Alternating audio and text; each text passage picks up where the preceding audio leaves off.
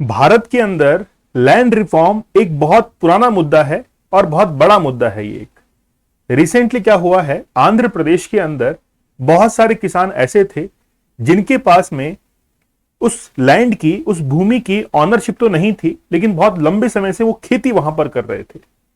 आंध्र प्रदेश के जो मुख्यमंत्री हैं जगन मोहन रेड्डी, उन्होंने रिसेंटली एक विधानसभा के अंदर बिल जो है वो पेश किया, वो प्रेजेंट किया और ये कहा कि अगर 12 साल से पहले से अगर कोई किसान वहां पर खेती कर रहा है जिसकी ऑनरशिप उसके पास में नहीं है, तो वो लैंड जो है वो उसके नाम कर दी जाएगी। कैसे होगा, क्या होगा, इसके बारे में आज हम लोग इस लेक्चर में चर्चा करने वाले हैं। लेक्चर में आगे बढ़ने से पहले सबसे पहले मैं आप लोगों को यह बता दूं कि आप लोगों ने एक शेड्यूल जरूर पढ़ी होगी। जब भी हम लोग पॉलिटी सब्जेक्ट को पढ़ते हैं तो एक 9th शेड्यूल जो है वो हम लोग पढ़ते हैं। ठीक है, 9th शेड्यूल हम लोग पढ़ते हैं। 9th शेड्यूल को कॉन्स्टिट्यूशन के अंदर सबसे पहला जो अमेंडमेंट था, फर्स्ट अमेंडमेंट किया गया था 1951 में, उसके तहत जो है इसको ऐड किया गया था। इस 9th शेड्यूल के अंदर यह लिखा हुआ है, इसके अंदर जो भी कानून, लॉ शामिल हैं उसको जुडिशरी के सामने चैलेंज नहीं कर सकते हैं। ऐसे कानून इसके अंदर शामिल हैं।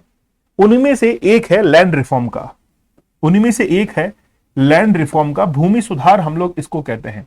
जैसे चकबंदी, हदबंदी, ऐसे बहुत सारे आप लोगों ने पढ़े होंगे जीएस के अंदर।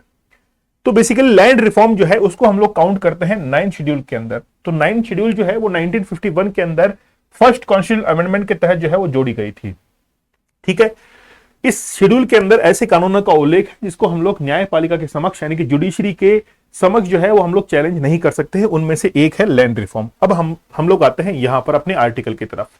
रिसेंटली क्या हुआ है कि आंध्र प्रदेश के अंदर लगभग 2 लाख एकड़ जो जमीन है उसको फ्री किया गया है गवर्नमेंट की तरफ से और सुपुर्द कर दिया गया है फार्मर्स को। ठीक है, क्या है मामला, देखिए। आंध्र प्रदेश की जो गवर्नमेंट है has started removing dotted lands. Dotted lands क्या होती है, बेसिकली अभी मैं आप लोगों को डेफिनेशन बताऊंगा कि डॉटेड लैंड्स क्या होती है। अब क्या है कि वहां पर जितने भी किसान रह रहे थे उन्होंने क्या किया कि एक याचिका जो है वो लगाई, एक गुहार जो है लगाई कि यहां पर हम लोग बहुत लंबे समय से खेती कर रहे हैं, ये जमीन का स्वामित्व जो है, ऑनरशिप, वो हमको जो है वो चाहिए। तो लगभग 2 लाख एकड़ जमीन जो है, जो कि ब्रिटिश काल के अंदर आप लोग देखते होंगे कि ब्रिटिश काल से ही, ब्रिटिश जो एरा था उस समय ही डॉटेड लैंड का बहुत सा कंसेप्ट जो है वो देखने को मिलता है। तो सबसे पहले हम लोग देख लेते हैं कि ये डॉटेड लैंड क्या होती है। प्रहार बैच जो है वो आप लोग को ज्वाइन करना ही है, क्योंकि यूपीएससी के प्रिपरेशन के लिए बहुत ज्यादा जरूरी है। इसमें आप लोगों को कोड यूज करना है प्रहार, जिससे आप लोगों को 70% डिस्काउंट फ्लैट और 25% डिस्काउंट एक्स्ट्रा जो है वो अवेलेबल हो जाएगा। जीएस पेपर 1 to 4 जो है ये आप लोग प्रिपेयर कर सकते हैं। जैसे ऐसे राइटिंग है, डाउट सेशन जो है वो आप लोगों के लिए इसमें रहने वाले हैं, बहुत बेहतरीन है। देखिए, सबसे पहले डॉटेड लैंड के बारे में हम लोग एक डेफिनेशन जो है वो क्लियर कर लेते हैं। Dotted land are disputed land. Disputed मतलब विवादित जो भूमि होती है, वो एक विवादित भूमि है। For which there are no clear ownership. ऐसी भूमि जिसकी ऑनरशिप क्लियर नहीं है कि वो आखिरकार भूमि है किसकी, उसको डॉटेड लैंड के अंदर हम लोग काउंट कर रहे हैं। ऑन डॉक्यूमेंट कोई क्लियर नहीं है। टिपिकली 1 or more इंडिविजुअल जो है वो उसके अंदर शामिल है, सरकार भी उनमें से एक हो सकती है। ठीक है, द गवर्नमेंट्स रेवेन्यू डिपार्टमेंट ले क्लेम ओवर द लैंड, मतलब जो रेवेन्यू डिपार्टमेंट है वो भी उसके ऊपर क्लेम करता है।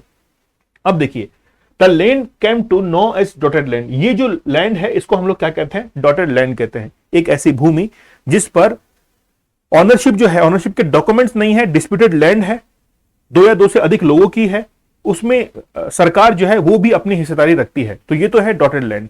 अब आपके मन में ये प्रश्न आ रहा होगा कि आखिर के डॉटेड लैंड जो है वो आखिरकार आई कहां से, है ना। अब ये प्राइवेट भी हो सकती है, निजी भी हो सकती है। देखिए, सबसे पहले मान लीजिए कि ये कोई जगह है, मान लीजिए ये कोई जगह है। अब ये किसी भी व्यक्ति की नहीं है और सभी की है। जैसे मान लीजिए कि 2 या 2 से अधिक लोग जो है वो इस पर दावा करते हैं और सरकार कहती है कि नहीं, ये जो है वो लैंड ना तो आपकी है ना इस व्यक्ति की है, ये जो है वो सरकार की है। अब ये लैंड क्या कहलाएगी, ये जगह डॉटेड लैंड कहलाएगी। बहुत सारे विवाद भी होते हैं, पुलिस कार्रवाई वगैरह होती है, बहुत सारे जो है वो इसके अंदर जो है कई बार झगड़े वगैरह भी हम लोग देखते हैं। कई बार जो है जैसे उस पे आप लोग देखते हैं कि कंस्ट्रक्शन के वर्क के एक बोर्ड वगैरह लगा दिए जाते हैं, स्टे वगैरह ले आते हैं जमीन के ऊपर, है ना। तो बहुत सारे केस जो है वहां पर हम लोग को देखने को मिलते हैं। अब बेसिकली ये है कि ये डिस्प्यूटेड जो लैंड्स है, आखिरकार ये मामला उठता कैसे है। मान लीजिए कि कोई विल है, किसी भी जमीन की कोई विल है, पिता ने अगर किसी विल को क्लियर नहीं किया है कि मैं जो है वो इस बेटे के नाम करने जा रहा हूं, या फिर मेरी जमीन जो है वो दो बेटों के बीच में इक्वली डिवाइड होगी, ऐसा कुछ भी नहीं लिखा हुआ है, तो आगे जाकर उन बेटों के बीच में वो डिस्प्यूट जो है वो क्रिएट होने वाला है। आखिरकार वो डिस्प्यूट सुलझता कैसे है? या तो वो दोनों जिनके जो बेटे हैं वो आपस में बातचीत करके उसको सॉल्व कर ले, एक तो समाधान ये है। लेकिन अगर एक बेटा कहता है कि नहीं, ऑनरशिप जो है वो पूरी मेरी है, तो फिर वो डिस्प्यूटेड के अंदर काउंट हो जाती है। ब्रिटिश जो एरा था वहीं से जो है वो डॉटेड लैंड का एक कंसेप्ट जो है वो चला हुआ आ रहा है, जिसमें हम लोग देख सकते हैं कि did not leave clear will. तो क्लियर विल जो है वो नहीं होती है उस लैंड की। More than one here bye claim over land, एक से अधिक जो है उसके दावेदार रहते हैं। तो ऑब्वियसली बात है, रहेंगे, क्योंकि एक से अधिक लोग जो है उसके दावेदार है। विल जो है वो क्लियर है ही नहीं, फादर ने क्लियर किया ही नहीं है, तो बहुत बड़ी परेशानी जो है वो हो सकती है। और लगभग हम लोग कह सकते हैं कि ऐसी लैंड जो कि 100 साल पुरानी है, या 100 साल से भी जो है वो 100 ईयर ओल्ड जो है वो बहुत समय से रिकॉर्ड्स के अंदर दर्ज है। Government officials left the ownership जो है कॉलम बैक। बेसिकली क्या किया है कि अभी सरकार ने एक सर्वे करवाया है, जिसके अंदर एक एक्ट है, रजिस्ट्रेशन एक्ट है, उसका सेक्शन है 22A। इसके तहत ये डिसाइड किया कि जो ऑनरशिप का जो कॉलम होता है किसी भी फॉर्म के अंदर, उसको ब्लैंक छोड़ दिया गया है। गवर्नमेंट ने खुद का भी नाम वहां पर नहीं लिखा है कि ये जमीन जो है वो गवर्नमेंट की है। बेसिकली वो जो कॉलम होता है ऑनरशिप का, उसको क्या छोड़ दिया गया है? ब्लैंक छोड़ दिया गया है, ताकि आगे फ्यूचर में किसी के पास में भी अगर ऑनरशिप आती है तो उसका नाम जो है वो दर्ज हो सके। अब देखिए क्या होगा, how will this step benefit land owners and farmers. देखिए सबसे पहले क्या है कि असेंबली के अंदर एक बिल लाया गया, आंध्र प्रदेश के असेंबली के अंदर मार्च के अंदर, और वहां पर एक रेवेन्यू एक्ट जो है उसमें अमेंडमेंट करने के लिए बिल जो है वो प्रस्तुत किया गया। अब देखिए, to grant titles to farmers, यानी कि जितने भी फार्मर्स हैं उनको जमीन का मालिकाना हक देने के लिए यह अमेंडमेंट लाया गया। और यह कहा गया कि अगर कोई भी किसान वहां पर कल्टीवेशन कर रहा है डॉटेड लैंड पर 12 साल से अधिक, कोई भी जो है डॉटेड लैंड है जिस पर किसी की ऑनरशिप नहीं है, अगर कोई किसान 12 साल से अधिक वहां पर कल्टीवेशन कर रहा है, तो इन दिस कंडीशन वो जो जमीन है वो उस फार्मर की जो है अलॉट कर दी जाएगी। खास तौर पर अगर हम लोग बात करें तो ऐसे 97,000 जो है वो फार्मर्स हैं जिनको ये डॉक्यूमेंट्स दिए जाएंगे, और खास तौर पर लगभग 2 लाख एकड़ जमीन जो है वो यहां पर अलॉट की जाएगी। ठीक है, आइडेंटिफाई की गई है। अब देखिए, सरकार के पास में लगभग 1 लाख एप्लीकेंट्स जो है वो रिसीव हुए थे कि भाई 2 लाख एकड़ जमीन है, किसी की ऑनरशिप नहीं है, हम लोग इस पे ऑनरशिप लेना चाहते हैं, क्योंकि 12 साल से जो है वो हम लोग खेती यहां पर कर रहे हैं। तो सरकार ने रिसेंटली ये डिसाइड किया कि ठीक है कि आप लोग लंबे समय से कल्टीवेशन यहां पर कर रहे हैं, तो आपको इसकी ऑनरशिप दे दी जाएगी। आंध्र प्रदेश की जो गवर्नमेंट है वहां पर रिसेंटली ये डेवलपमेंट किया गया है, और वहां पर एक अमेंडमेंट बिल जो है वो भी पारित किया गया है। आई होप आप लोगों को ये टॉपिक जो है वो अच्छे से क्लियर हो चुका होगा। आप लोग देखते हैं कि जब भी हम लोग किसी किराएदार को रखते हैं तो 11 महीने का उससे रेंट एग्रीमेंट करवाते हैं। क्या रीजन है इसके पीछे?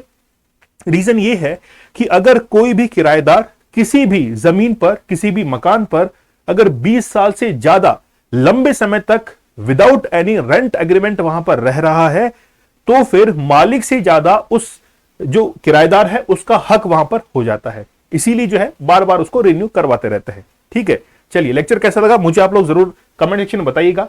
प्रहार बैच जो है वो आप लोग को ज्वाइन करना है, आप लोगों को डिस्काउंट जो है वो यहां पर अवेलेबल हो जाएगा। डाउट सेशंस आप लोगों के लिए यहां पर रखे गए हैं ताकि आप लोग बेहतरीन तैयारी जो है वो कर सके।